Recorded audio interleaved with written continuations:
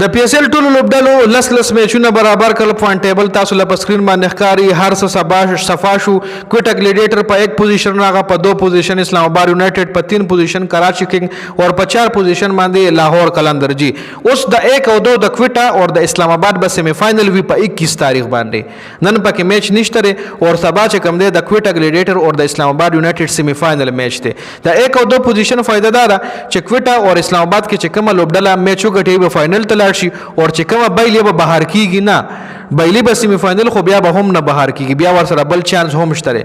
بل چانس ور سره چا سره چې بیا په 22 تاریخ باندې د کراچی کنگ اور د لاہور قلندر میچ ته چې دې کې څوک بایلې ابر پی اس ال نه بهر شي اور چې څوک وګټي نو هغه به بیا د 1 او 2 کې بایلې شوی ټیم سره میچ کوي.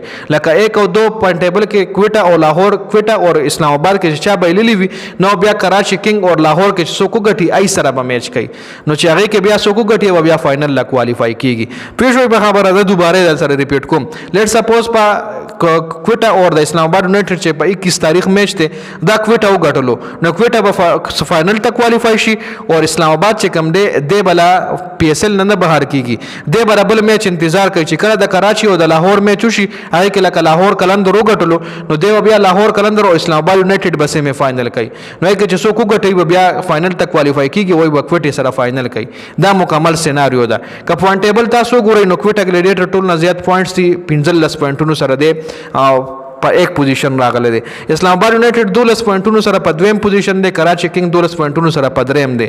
رن ریټ چې کم دی هغه د اسلام آباد یونائټډ زیات دی نو په دې وجه اسلام آباد یونائټډ په 2م پوزیشن دی. پوینټونو د دواړو 12 دي خو رن ریټ پکې د اسلام آباد یونائټډ زیات دی نو په دې وجه اسلام آباد یونائټډ رن ریټ ځکه سیوا شو چې بیګا کم میچ د اسلام آباد او د کراچی شوی دی نو کې اسلام آباد کراچی لا ډیر غټ شکست ورکړو او د غټ شکست په وجه باندې د کراچی چې کم نیټ رن ریټ ته هغه کم شو اور د اسلام آباد زیات شو نو اسلام آباد ځکه 2م پوزیشن ته لاړو. نو کراچی کنگ به دا میچ همیشه یاد لري چې کاش دغه میچ مو د اسلام آباد یونائټډ نه ګټلې مو نم خو چې کم از کم 252 اسلام آباد کړو چې موږ ورپسې 204 رنزونه کړی وي چې دا رن ریټ مو سیوا وي چې 1 او 2 پوزیشن کې خو پاتې شوی په پوینټ ټیبل کې کنه نو 1 او 2 پوزیشن کراچی ودا همیشه ارمان کوي. ښه نور چې کم دی هر څه کلیر شو.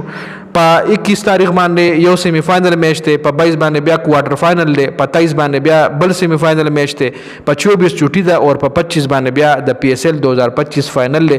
تاسو په خیال باندې با د کې فائنل لکه لوبډلې کوالیفای کیږي. فائنل تاسو د چا کتل غواړئ؟ ډیر مرګري د کراچۍ سپورټ هم کوي خو کراچي چې بیګا کم میچ کړی دی نو ډیر زیات خلک ډیساپوینټ کړي دي. خو تاسو په خیال باندې با فائنل څوک ګټي؟ فائنل لا کم دوه لوبډلې کوالیفای کیږي وایي کې بیا فائنل څوک ګټي؟ دا غدري لوب دا غدو لوبډلو نو موږ سره په کمنټ کې ضرور شریک کړئ.